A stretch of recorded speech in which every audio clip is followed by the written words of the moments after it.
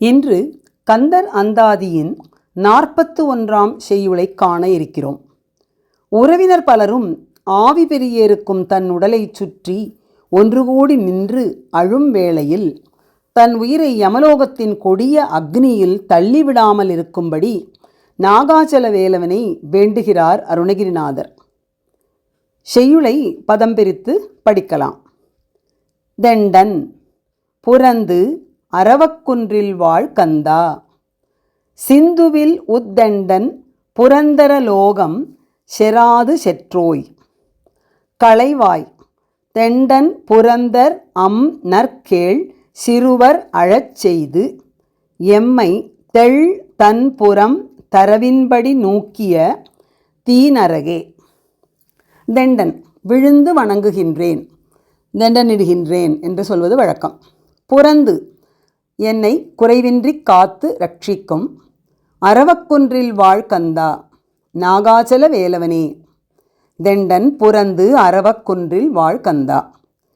சிந்துவில் சமுத்திரத்தின் கண் மாமரமாய் நின்ற உத்தெண்டன் மகாபலசாலியான சூரபத்மன் புரந்தரலோகம் இந்திரலோகத்தை செராது அழித்துவிடாதபடி செற்றோய் அவனை வதைத்தவனே. சமுத்திரத்தினிடையே மாமரமாய் நின்ற மிக்க பலசாலியாம் சூரபத்மன் தேவலோகத்தை அழிக்காதபடி அவனை வதைத்தவனே. களைவாய் இச்சொல்லை இறுதியாக பார்க்கலாம். தெண்டன் தண்டாயுதத்தை உடைய யமன்.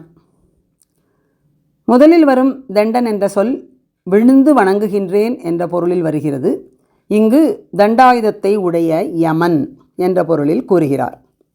புரந்தர் தொன்று தொட்டு வந்த, நற்கேள் அழகிய நற்சுற்றத்தாரையும் சிறுவர் பிள்ளைகளையும் அழச்செய்து, என் உடலை சுற்றி அமர்ந்து அழச்செய்து.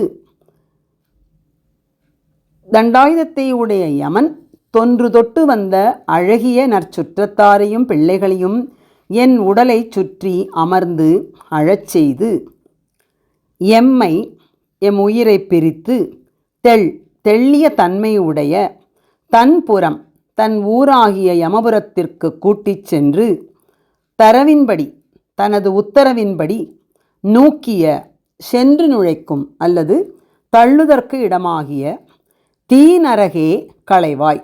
களைவாய் என்ற சொல்லை இங்கு இறுதியாக சேர்த்து கொள்ளலாம். நரகாக்னியை நீ நீக்குவாயாக.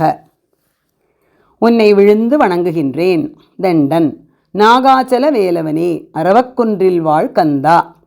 இந்திரலோகம் அழியாதபடி கடலில் மாமரமாய் நின்ற சூரனை ஜெயித்தவனே. சிந்துவில் உத்தெண்டன் புரந்தரலோகம் செராது செற்றோய். தண்டாயுதத்தை உடைய யமன் தொன்று தொட்டு வந்த அழகிய நற்சுற்றத்தாரையும் பிள்ளைகளையும் என் உடலை சுற்றி அமர்ந்து அழச்செய்து என்பதை தெண்டன் புரந்தர் நற்கேள் சிறுவர் அழச்செய்து என்கிறார்.